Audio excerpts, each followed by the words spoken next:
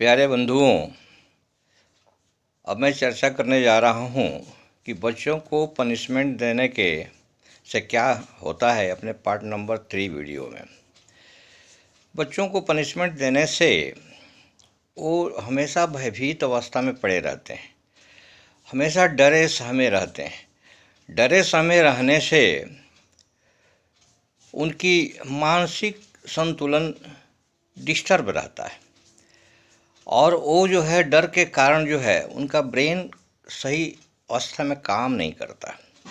और वैसे भी डर जो है परमानेंट रहता नहीं, क्योंकि डर की स्थिति में कोई परमानेंट सर्वाइव ही नहीं कर सकता। डर की स्थिति में आदमी बहुत बुरा स्थिति में चला जाता है, कभी कभी एक्सप्लोसिव सिचुएशन में भी चला जाता है, जिस एग्जाम्पल्स मैं बाद में दूंगा वो सभी एग्जाम्पल्स सत्य एग्जाम्पल्स हैं। एक बिल्ली को ले लीजिए। बिल्ली तो बहुत कायर, बहुत डरी हुई और बहुत डरती हुई एक छोटी सी प्राणी है। उसको भी एक रूम में बंद करके उसको मारने का प्रयास करिए, वो खुद भी जो है एक्सप्लोसिव सिचुएशन में चली जाती है और आपके गर्दन पर अटैक करती है। एक बिल्ली की ये अवस्था है। ऐसे एग्जाम्पल्स हमें बहुत मिलते हैं। कई बार डिफेंस में, पुलिस डिपार्टमेंट में ऐसा देखा जाता है कि बहुत समय तक डर की स्थिति में कोई सैनिक रहता है या कोई सिपाही रहता है या अधीनस्थ कर्मचारी रहते हैं और बहुत डर की स्थिति में बहुत एक्सप्लोसिव सिचुएशन में चले जाते हैं और अपनी गन उठा लेते हैं और गन उठा करके कई बार फायर भी करते हैं। ऐसी बहुत सारे एग्जाम्पल्स मिलते हैं। लेकिन हमारी कमजोरियां क्या है कि कोई बच्चा गलती तो करेगा, बच्चा है तो गलती करेगा, बच्चा विद्वान नहीं है, बच्चा गलती करते ही हैं। लेकिन अगर कोई बच्चा बार बार गलती करता है तो उसका पनिशमेंट देना रास्ता नहीं है। पनिशमेंट देने से क्या होता है कि वो फ्रस्ट्रेशन में जाता है, वो जो है दुख में जाता है, उसको उदासी होता है, अकेलापन पैदा होता है, उसमें दोषी होने का एक परमानेंट स्थिति पैदा हो जाती है।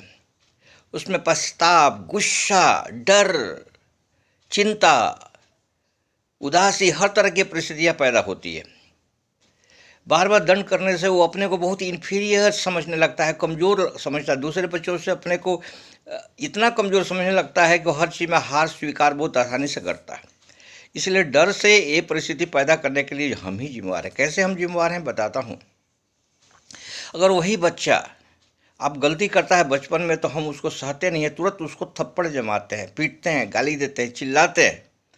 लेकिन वही बच्चा, वही गार्जियन, वही परिस्थिति, वही सब कुछ और वही गलती करने के बाद 16-18 साल की जब उम्र हो जाती है तब वो हम नहीं मारते, तब हम सहते हैं। अब सोच सकते हैं कि बच्चा है तो हम वही गलती सहते नहीं हैं, लेकिन वो बड़ा हो जाता है तो वही गलती हम अब सहने लगते हैं। अभी हमको सोचना पड़ेगा कि बच्चे में हम अपने को नहीं संभाल पाते हैं, अपने गुस्से को, और बड़े में हो जो बच्चा हो जाता है तो हम अपने गुस्से को संभाल लेते हैं, बर्दाश्त करते हैं। तो क्यों न बच्चे में ही उस गलती को करने से भी हम अपने को गुस्सा न लाएं, बल्कि उसको समझाएं, प्रीच करें, टीच करें, गाइड करें, ट्रेन करें। 9 बार जो है कहा जाता है कि 9 बार किसी को गाइड करिए, प्रीच करिए, समझाइए तो उसके ब्रेन में बात बैठ जाती है। ब्रेन में जब बात बैठ जाती है तो ब्रेन में बैठने के बाद वो एक्शन में कन्वर्ट होती है, तब वैसा करने लगता है, उसमें परिवर्तन हो जाता है। क्योंकि कोई भी ऐसा प्राणी पैदा नहीं हुआ इस धरती पर कि बिना दिमाग में बात बैठाए वो एक्शन में कन्वर्ट कर दे। कोई काम एक्शन में करने के लिए पहले ब्रेन में बैठाना पड़ता है। इसलिए ब्रेन में बैठाने का प्रयास कीजिए। 9 बार अगर प्रयास करिएगा तो उसको ब्रेन में बैठेगा ही बैठेगा, और 9 बार प्रयास करने से फिर वो एक्शन में इंस्पिरेशन प्राप्त करता है, फिर एक्शन में कन्वर्ट होता है। इसका प्रोसीजर है, वो अपनाने से उसमें परिवर्तन होता है, देखा गया है, समझा गया। इसमें कोई असत्य बात है ही नहीं।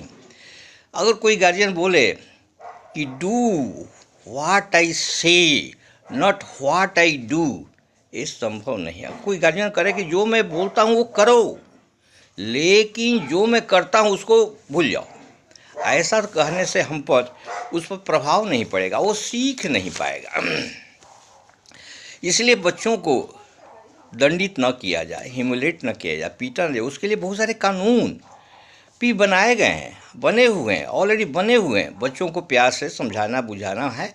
9 बार करने से उसमें परिवर्तन होता है। 1% से परिवर्तन स्टार्ट होता है। 1 2 होगा, 2 4 होगा, 10 होगा, 20 होगा। धीरे धीरे उसमें इतने परिवर्तन होगा कि वो परिवर्तन देख करके आदमी दंग रह जाता है। उसमें इतनी सुधार होती है। एक मैं बर्निंग एग्जाम्पल देता हूँ। एक हमारे दोस्त, ये भी सत्य घटना है। एक मेरे दोस्त थे, उनका बच्चा चश्मा तोड़ दिया। मैं पूछा कि उनका बच्चा क्यों चश्मा तोड़ दिया। थोड़ा मुझे भी इंटरेस्ट हुआ, हमको एनालाइज करना चाह रहे थे। तो बोला कि इसलिए कि मैं वो थोड़ा गलती किया, उसको पिटाई कर दिए, थोड़ा हम इधर उधर हटे, मेरा चश्मा वो तोड़ दिया। अच्छा, तो फिर क्या किए? तो फिर हमने दोबारा उसको पिटाई कर दिया। अच्छा अच्छा अच्छा, फिर वो फिर मान गया? तो नहीं, उसके बाद फिर मेरा अभी कुछ दिन हुआ चश्मा तोड़े हुए, फिर दोबारा भी तोड़ दिया। तो उसको मारने के बाद सुधरता नहीं है? नहीं, बिल्कुल नहीं सुधरता। क्या करें, समझ में नहीं आता है। अब हम समझ सकते हैं कि पिटाई करने के बाद जो सुधरता नहीं, उसका गुस्सा स्टोर कर रखता है, एक्यूमुलेट करके रखता है। जैसे वो स्नान करने जाते हैं, इधर जाते हैं और चश्मा खोलते हैं, अपॉर्चुनिटी का इंतजार करता है और वो चश्मा तोड़ देता है। इसलिए मारना तो सलूशन हो ही नहीं सकता।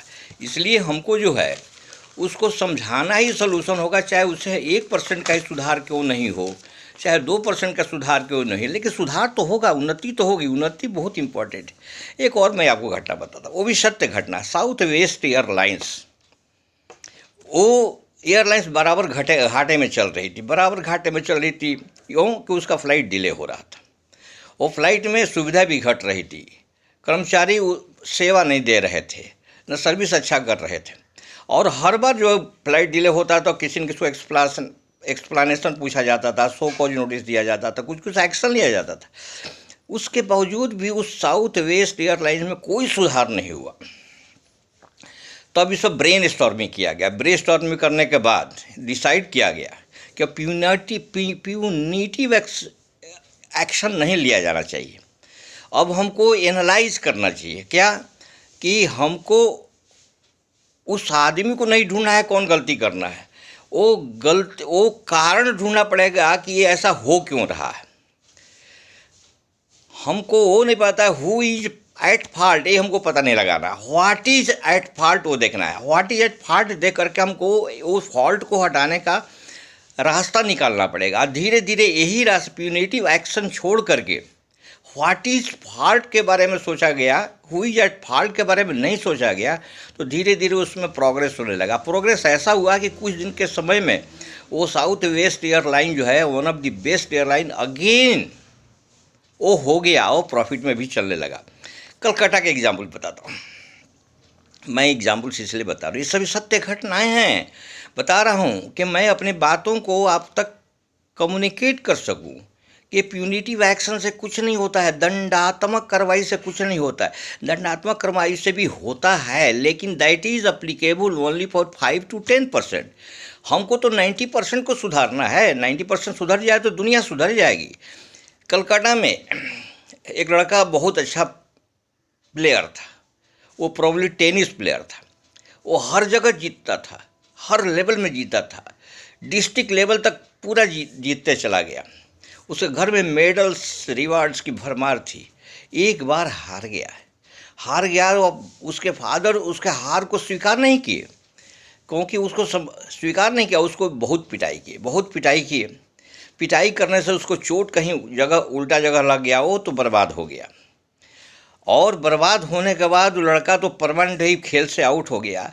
उसकी माँ मेंटली डिस्टर्ब हो गई, उसका परिवार ही ऑलमोस्ट बर्बाद हो गया। क्यों ऐसा होता है? ये प्यूनिटिव एक्शन का एडवर्स रिएक्शन बड़ा ही बुरा होता है मेरे बंधु। इन सब शब्दों के साथ मैं लास्ट में बताना चाहूँगा कि प्यूनिटिव एक्शन से खराब होता है, लेकिन इसका सलूशन क्या है?